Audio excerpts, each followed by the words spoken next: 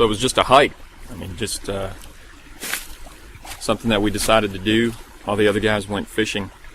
5 of us, Jordan, Trent, Andrew, Chris, and myself, decided to go and do this hike. And we had looked at the map and decided on this 4-mile hike.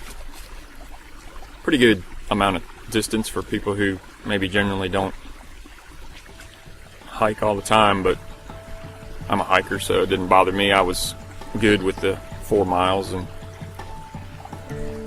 starting out, it seemed like the trail was really wide and there was people around, so we felt like we were headed the right direction, no problem. We had taken a map with Chris's cell phone, and so we'd have it with us.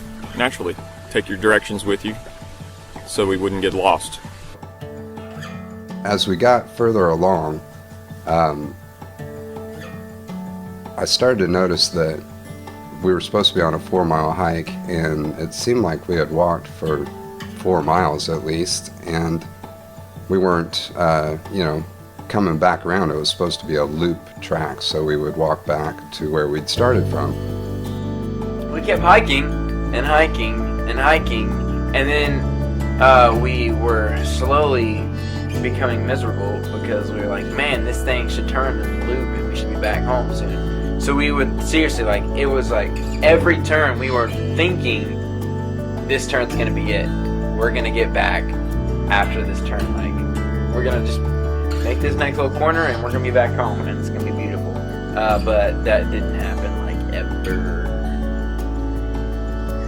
So we kept going. The trail kept getting smaller and smaller. Then it got really hilly. There was hill after hill after hill. So 3 hours into it, I pretty much wanted to stop. My brain was on fire. I was getting dizzy, and but it was a loop. So we're just gonna keep pushing. We're coming up on other signs that were for different paths, but we thought they were the right ones that we were supposed to be on. So not only were we going the wrong way, but we were positive about the fact that we were going the right way. There was a sign down there that mentioned the trailhead that we had started at, and that trailhead was 7 miles from where we were. And part of the group,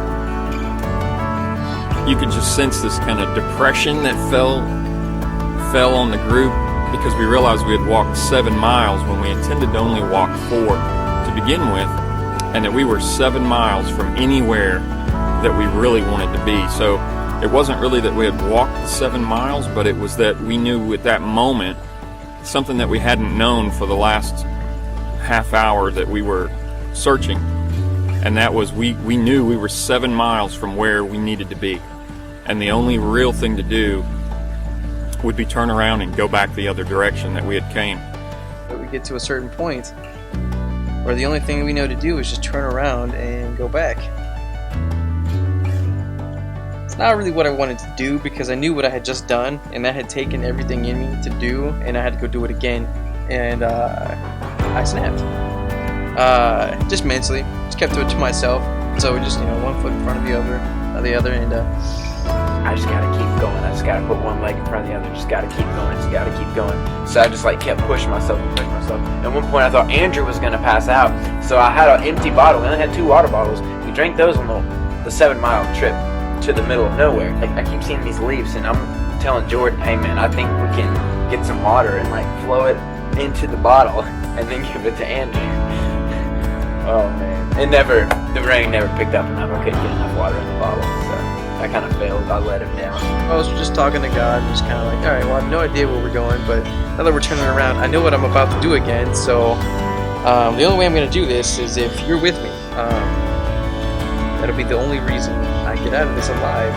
And it was a mission to get back, I'll tell you that. All of us were in pretty sad shape, but we trudged on and made it back. And one of the real funny parts of the story, now it's funny now, is as we got back, we saw where we had missed the turn, and it was clearly marked. The trail that we wanted to take was marked, and we had just strolled right on past it. It was a long trail back. We did make it. There was somewhat of a joyful expression at the end. I think everybody was really, really glad to see the familiar parts of the trail that we had passed hours and hours beforehand. And I think some people learned some things that day about how far they could push themselves mentally, physically, and do something they'd never done before.